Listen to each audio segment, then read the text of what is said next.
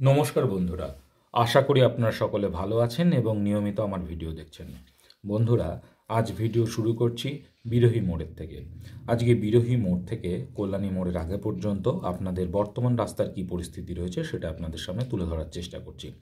এই মুহূর্তে দেখতে পাচ্ছেন একদম বিরোহী মোড়ের সামনে চলে এসেছি। একদম ডান দিক বা বাদিক দুদিকে যদি খেয়াল করেন, ডান দিকটা একটু খেয়াল করুন প্রথমে, তাহলে দেখতে পাবেন যে অনেকটা করে কিন্তু বালি ফেলা হয়ে গেছে। তো যথারীতি এবং গার্ডওয়ালের কাজও চলছে এবং সামনে দেখতে পাচ্ছেন পেন দিয়ে কিন্তু এই যে সিমেন্টের ব্লকগুলোকে তোলা হচ্ছে এবং পরপর গাঁথার কাজ চলছে। যথারীতি এইভাবে একদম মিশিয়ে দেওয়া হবে ওভারপাসের গা পর্যন্ত।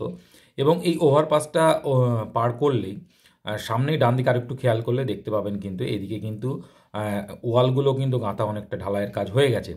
মজে যাওয়া ইছামতি নদীর ওপরে যে ব্রিজটা করা হয়েছিল সেই ব্রিজকে একদম কভার করার জন্য কাজ চলছে, ওর সাথে লিঙ্ক করে দেওয়ার জন্য। তো যে গতিতে কাজ চলছে আশা করা যায় আর 2-3 মাসের মধ্যে কিন্তু এই জায়গার কাজটাও কিন্তু কমপ্লিট হয়ে যাবে।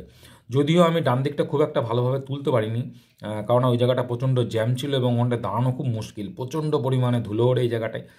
যাই হোক, এরপরে নেক্সট ভিডিওতে অবশ্যই আমি এই জায়গাটায় দাঁড়িয়ে আপনাদের এক্সক্লুসিভলি দেখানোর চেষ্টা করব যে বর্তমানে এই জায়গাটার পরিস্থিতি কী রয়েছে।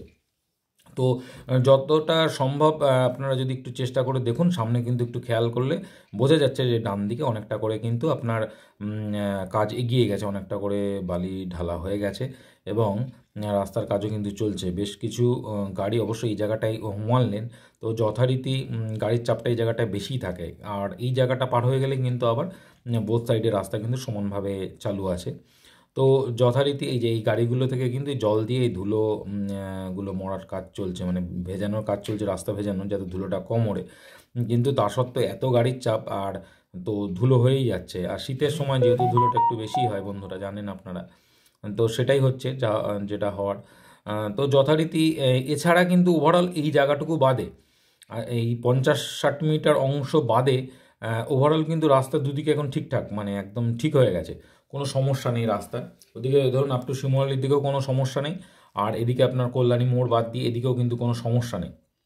এই মধ্যে এই 50-60 মিটার অংশ যে বিরোহী বাজারের মধ্যে একদম এই জায়গাটুকুই যা সমস্যা রয়েছে। তো এই ওভারপাসটা কমপ্লিট হয়ে গেলে এবং মুজে যাওয়া নদীর ওপরে যে ব্রিজটা, এটার যদি কাজটা কমপ্লিট হয়ে যায় তো যথারীতি এই জায়গাটার সমস্যা থাকবে না বিরোহীর।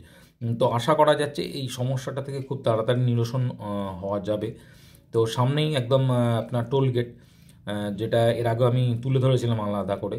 তো সেই টোল গেটটা কিন্তু আপনারা আজকে একটু খেয়াল করবেন, টোল গেটে কিন্তু সিগনালগুলোও কিন্তু বসানো হয়ে গেছে এবং যে ক্যামেরাগুলোও কিন্তু বসানো হয়ে গেছে, কিন্তু জাস্ট এখনও কানেকশানগুলো করা হয়নি। কানেকশানগুলো করলে এরপরে হয়তো টোল চালু হয়ে যাবে। আশা করা যাচ্ছে, এটাও আমি আশা করছি যে 3 মাসের মধ্যেই কিন্তু কমপ্লিট হয়ে যাবে ওভারঅল সমস্ত কাজের যা গতি আছে তাতে আমার অন্তত এটাই মনে হয়েছে।